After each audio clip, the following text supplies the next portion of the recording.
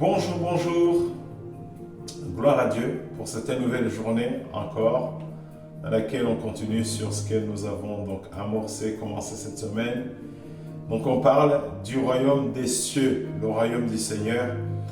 Donc on a vu les 4 principaux éléments qu'il faut pour confirmer qu'un royaume est un royaume, pour pouvoir affirmer que le royaume des cieux est vraiment un royaume. Nous avons vu qu'il y a un roi, qui est l'Éternel des armées.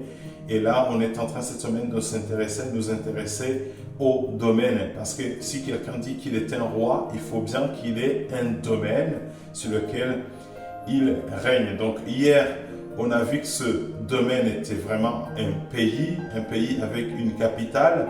Donc une capitale que la Bible appelle la Nouvelle Jérusalem. Maintenant, on va faire un zoom sur cette capitale, donc cette capitale, la Nouvelle Jérusalem. Regardez ce que Hébreux 12, 22 dit. Il dit, au contraire, vous êtes approchés du mont Sion, de la cité du Dieu vivant, la Jérusalem céleste et de ses dizaines de milliers d'anges. Donc là, de ce passage, on apprend que la Nouvelle Jérusalem, en fait, elle est construite, cette ville est construite sur un mont qu'on appelle le mont Sion.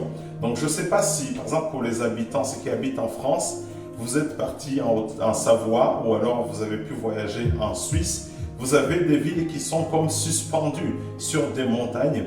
En fait, c'est ça l'image de la Nouvelle Jérusalem, c'est-à-dire c'est une ville avec plein de belles maisons qui sont construites vraiment sur une montagne, donc ce mont Sion.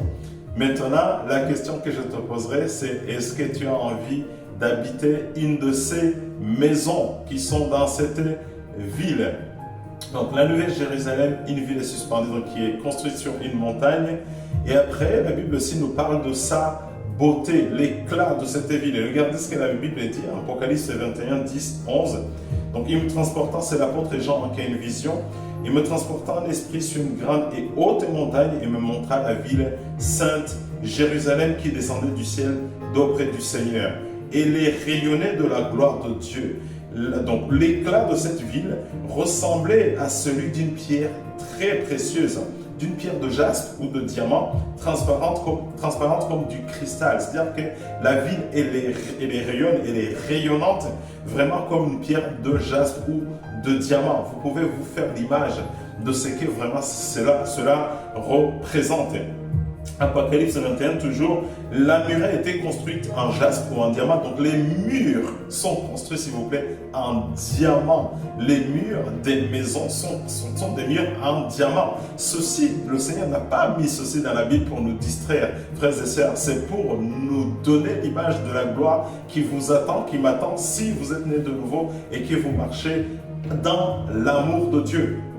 Alors, le verset 21 dit, les 12 portes étaient 12 perles. C'est-à-dire que les portes sont des perles.